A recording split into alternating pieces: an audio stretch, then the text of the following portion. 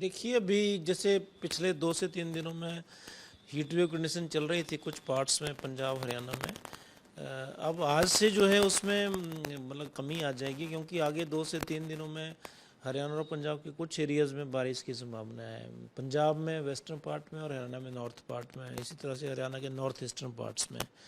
तो जो heat wave to severe heat wave condition कुछ पॉकेट्स में थी उससे रिलीफ मिलेगा अगले 3 दिनों में। न केवल अगले 3 दिनों में, उसके बाद भी बीच बीच में देखिए टेम्परेचर में सुधार रहेगा, इम्प्रूवमेंट रहेगी, कमी रहेगी। और 17-18 के पास एक और पश्चिम विक्षोभ है, फिर से कुछ चांसेस हैं हल्की रेनफॉल के।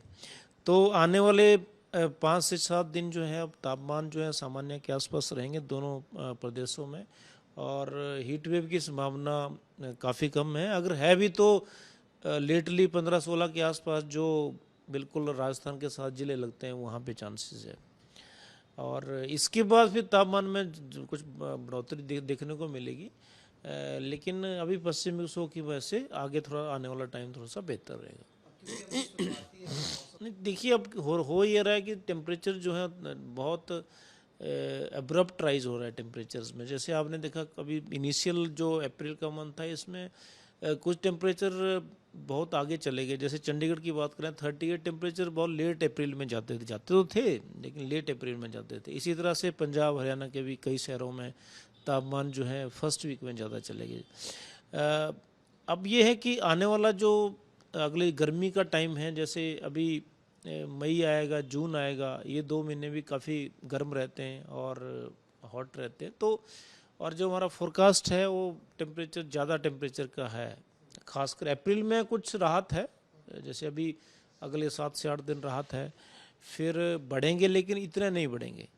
तो अप्रैल में तो कुछ रिलीफ होने के चांसेस है, लेकिन मई और जून उसमें ज़्यादा हीट वेव्स और ज़्यादा टेम्परेचर बढ़ने की संभावना है, प्रबल संभावना है। तो उसके चलते हमें सावधानी ये रखनी है कि एक तो दिन के टाइम में थोड़ा सा 12 से 3 के बीच में अवॉइड करें कि उस टाइम टेम्परेचर मैक्सिमम होता है।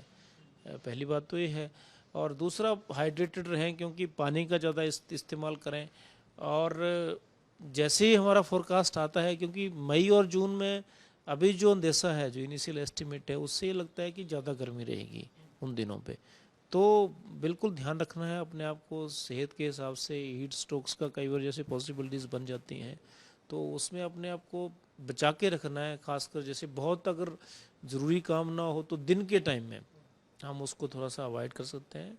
और साथ साथ में जो ऐसे लोग हैं जिनको कुछ ऑलरेडी कोई बीमारी है, जैसे उसमें भी थोड़ा सा अपना ज़्यादा प्रिकॉशन लेने की आवश्यकता है। और इसके अलावा जो प्रदेश सरकार भी अपना जो डिजास्टर मैनेजमेंट प्रदेश सरकारों के, वो भी समय समय पर जो है एडवाइजरी निकालते हैं। हमारे अलर्ट समय समय पर रहेंगे, उसको देख के और इन सब चीज़ों को साथ लेके मुझे लगता है हमें चलना चाहिए।